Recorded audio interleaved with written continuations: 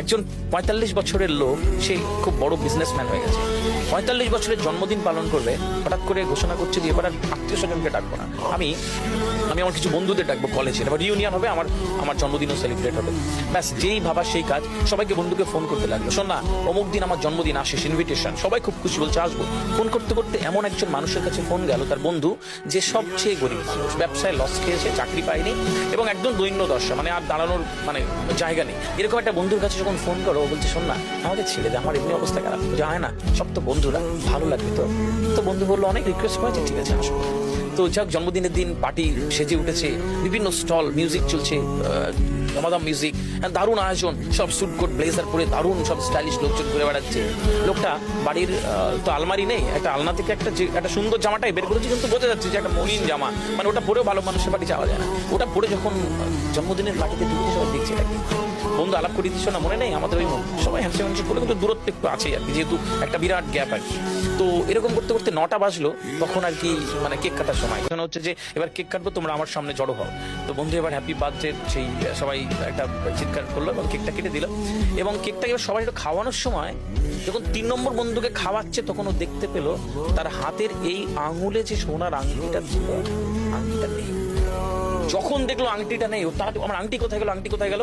পুরো জন্মদিনের পার্টিতে একটা বিষণ্ণতা ছিল, সেই কিছু উৎসাহী বন্ধু থাকে না, বলছে আরে তোর আংটি দাঁড়া দাঁড়া, এখান থেকে কেউ বাইরে যায়নি, আমরা আংটি খুঁজে বার করবো, তারা খুঁজে বার করবো, সব বন্ধুকে চেক করবো।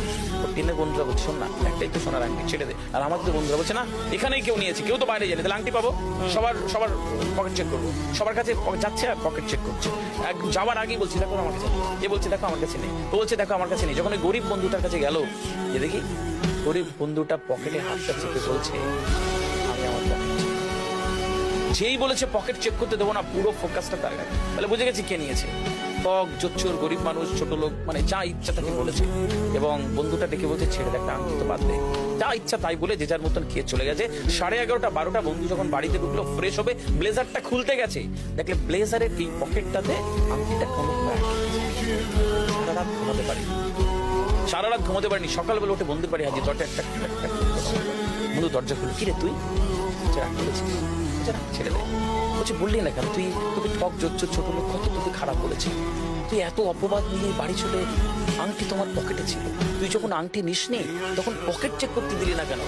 বন্ধু দরজাটা পুরোটা খুলে দিয়েছে, বলে ওই দেখ আমার 12-13 বছরের ছেলে, জানিস খুব একটা কঠিন অসুখে আক্রান্ত, ভালো করে ট্রিটমেন্ট দিতে পারিনি, ভালো ডাক্তার দেখাতে পারিনি, আমার কাছে টাকা নেই জানিস, ওকে ভালো খেতে দিতে পারি, দুর্বল।